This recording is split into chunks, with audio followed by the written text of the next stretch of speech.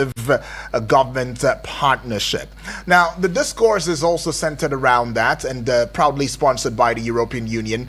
That's the EU Socio-Economic Research and Development Center. That is the SERDAC and the Open Government Partnership, OGP. Now, our guest, who is in the person of Sir Adekunle Lukman Adefolahan, is a renowned expert in promoting citizen participation and governance. Now, he is also the Chief Operating Officer, 21st Century Community Empowerment for Youth and Women Initiative. And as a key figure in this field, Adekunle brings valuable insight to this discourse this morning. A very good welcome to you, Sir Adekunle Adefolahan. I hope I pronounced that part correctly. Thank you very much. Right. Good morning, Nigerians. I'm happy to be here today. Yes. Well, OGP NAP4 refers to Nigeria's fourth national action plan under the Open Government Partnership. It is also a roadmap for transparency, accountability, and citizens' participation. Now, citizens' participation, if you didn't know before, it means the involvement of citizens in the decision-making processes of government, including voting participation in the public consultations and engaging with elected officials. And then governance, of course, refers to the system of rules, practices, and institutions that shape the ways to engage young citizens in governance processes, challenges and opportunities of youth participation, the governance processes, challenges and opportunities of youth participation, the role of technology in promoting youth engagement, capacity building, and capacity building, and sustainability. Now, let me get with you, Sir Adekunle.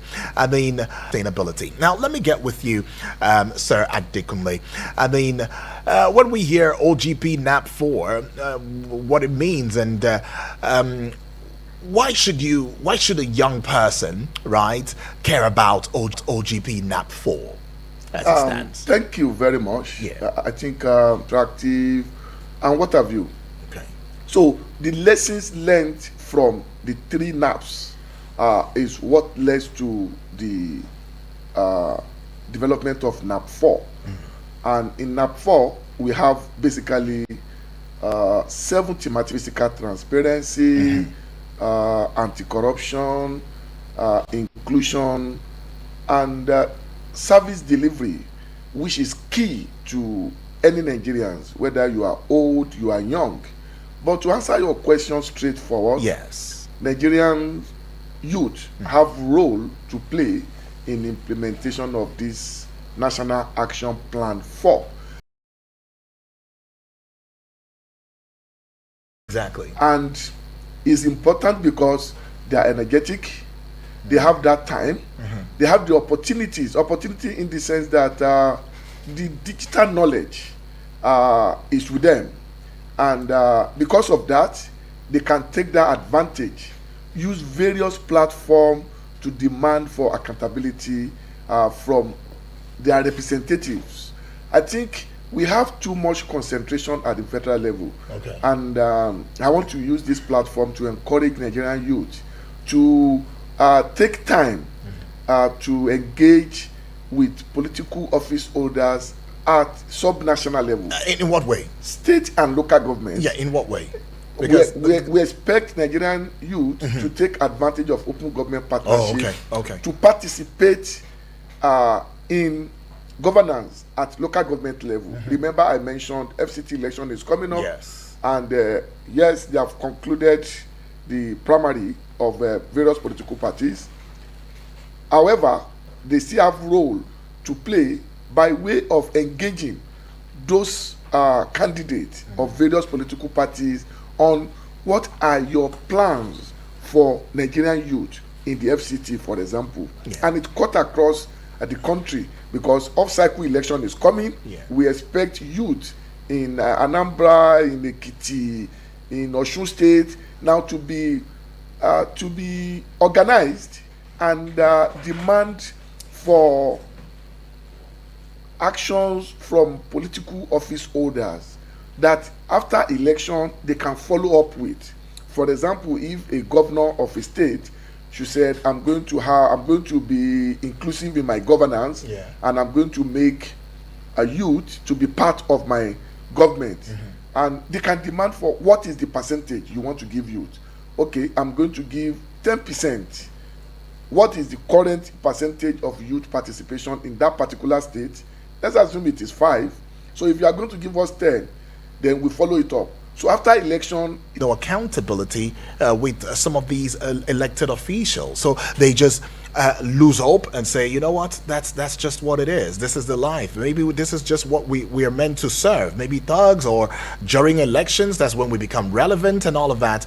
I'd like for you to express some of the limitations that youth may face in this regard, right? Especially in engaging the implementation of the NAP4, as well as admonish the youth, in changing probably whatever mindsets they may have had, in times past, saying there's a need to embrace a new mindset. I think I like that word mindset, Right. and I think that is one of the major problems that Nigerian youth face in engaging with relevant government agencies.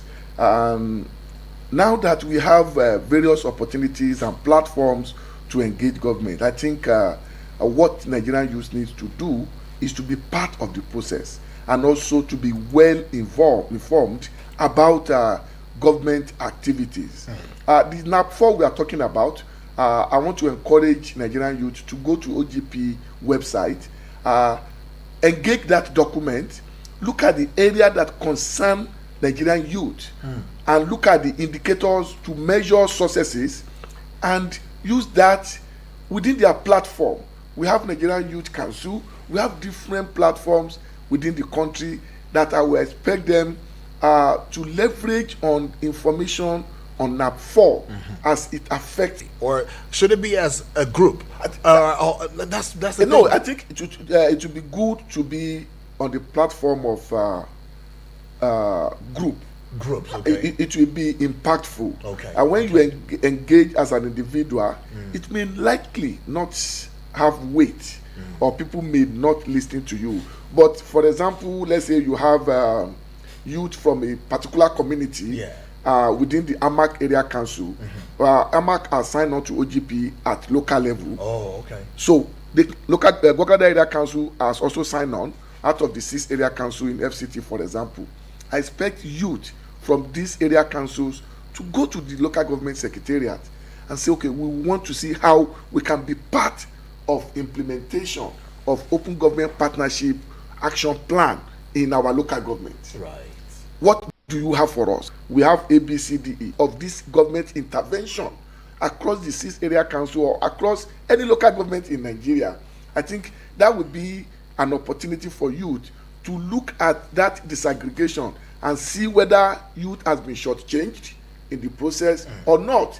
But if you are not engaging, I think it will be difficult. But where you can now participate as an individual, for the technology and various platforms we have now, you can be on X and just push some information out to demand from relevant government agency. Say you tag Ministry of Education and say from Gwagwalada Area Council, we have this information that 70% benefited from NEL Fund. NEL Fund will respond to you if you tag them, because that is technology, and youth are always know that if you have issue of service delivery, we have agencies of government you can report to. And I reported to FCCPC, the Consumer Protection Council. I reported. I just in my office. I just sent a mail to the email provided on their platform, and 3 days later I got a reply, asked me to furnish them with detailed information about what happened, and I did. And FCPC took it up. They wrote to my pension administrator, reported the whole case the way I reported it, and they asked them to send letter of apology to me and also pay interest for that period. We have about 45 ministers. How many are performing? It is so Nigerians can take advantage of NAP4 to engage that department and say, okay, this ministry these departments are not working. What can we do? Just pick a sector of interest. It could be health, it could be education, it could be agric. Now, look at what the Honorable Minister of FCT did. They have commissioned two bus terminal, one at Kubo, one at Mabushi, but they are still under lock and key. Who asked question? And that bus station was established. Are they in the process of getting appropriate private sector partnership that will work for the Abuja residents and what have you? There should be information. And apart from that, we have a Freedom of Information Act that is one of the tools that citizens can use to engage government. Ministry, department, and agency of government are expected to be proactive in pushing information out without asking. So there's some information we expect ministry, department, and agency of government to put on their website. Today, if you go to MDA's website, how many are they working? These are the areas that we expect Nigerian youths to challenge the government and say, in advancing this cause. Yes, I will tell you that as a civil society organization, we are playing our role in the process. It's also good to let you know that OGP is about co-creation.